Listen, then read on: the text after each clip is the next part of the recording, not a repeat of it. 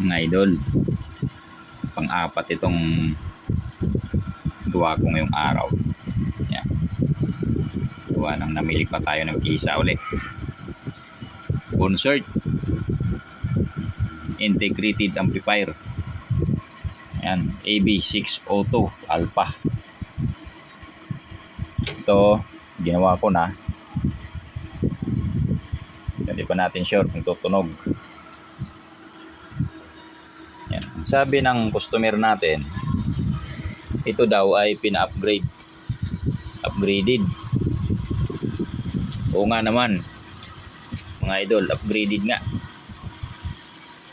Una, nilagyan niya ng 220 blower. Yan o. Mapansin natin. 220 na yan. Pakalakas niyan. Then pangalawa, parallel siya ng mga output transistor. Yung dating 2 ginawa niyang 4 pers. Yan. 4 pers na yan. Bali, ginawa niyang 4 pers ang ginawa. Tapos ang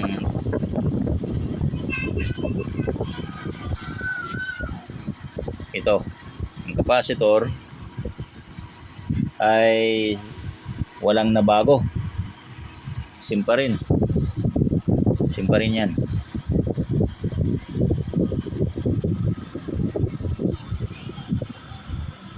Ngayon, upgraded daw ito dahil pinagawa ito ng customer ko doon sa dating gumawa. Disclaimer lang, mga idol. Para sa akin, hindi siya upgraded. Nagparallel lang siya ng output transistor. Kasi unang-una, kung ito in-upgrade, dapat power supply dapat ay mataas na.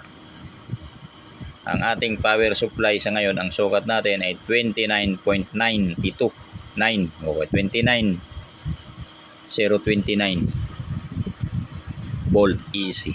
Ayan yung ano. Yan o. In-onboard natin para makita natin yung voltahe ng transformer. Although binago ito ng cover. Ayan o, mga idol. Pero 29 volt AC lang siya. Di man lang siya umabot ng kahit 40 sana. So para sa akin, hindi siya upgraded. Gumastos lang ang ating mahal na customer ng malaki, siguro di ko alam magkano siningil, na hindi naman binago ito, hindi naman in-upgrade. Unang-una, ako nag-upgrade din ako ng mga ganitong amplifier dito pa lang sa preamp. Ayan o, mga idol, walang ni isang binago dyan ng mga resistor. Kasi kapag nag-upgrade tayo, unang babaguhin natin yung power supply. Pwede natin gawing 55 o 60 kaya pa yan.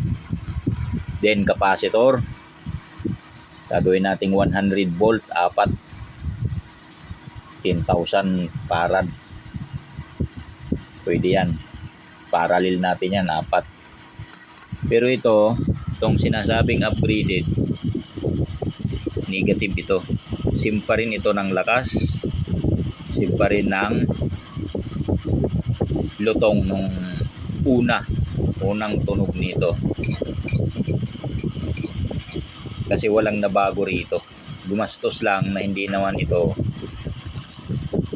para sa akin, mga idol. Disclaimer doon sa gumawa, hindi ito upgrade version.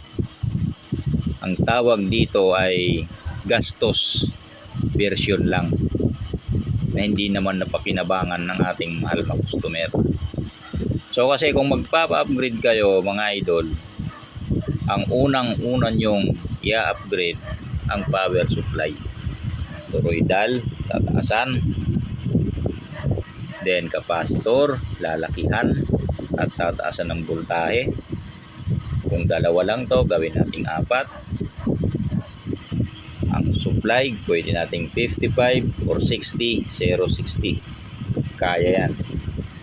Tapos ang output transistor, since na nandito na ito, pwede naman nating gamitin na yan. Tataasan na lang natin to ng supply. Gawin natin dito is 60, 060 easy. Kawawa naman ang customer natin. Nabudol siya rito nung gumawa. Ito yung mahirap kapag sinabi mong upgrade sa customer na wala ka namang binago sa power supply mo.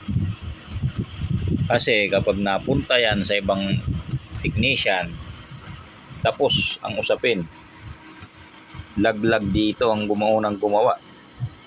Dahil hindi po pwedeng upgrade na ang tawag dito na yung power supply natin ay walang nabago. Sapagkat ang power supply natin ay 29 volt easy lang. Ay ano. Ano. So hindi ito in-upgrade. Hindi upgrade ang tawag dito.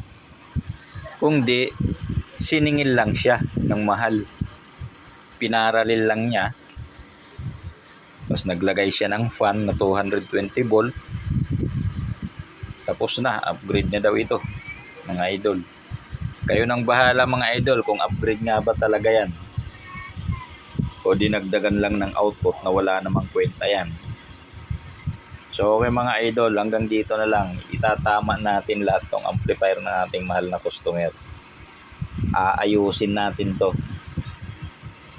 Gagawin natin tong solid na upgrade talaga. Ayon dun sa gusto ng customer natin. Okay mga idol, hanggang dito na lang. Maraming salamat.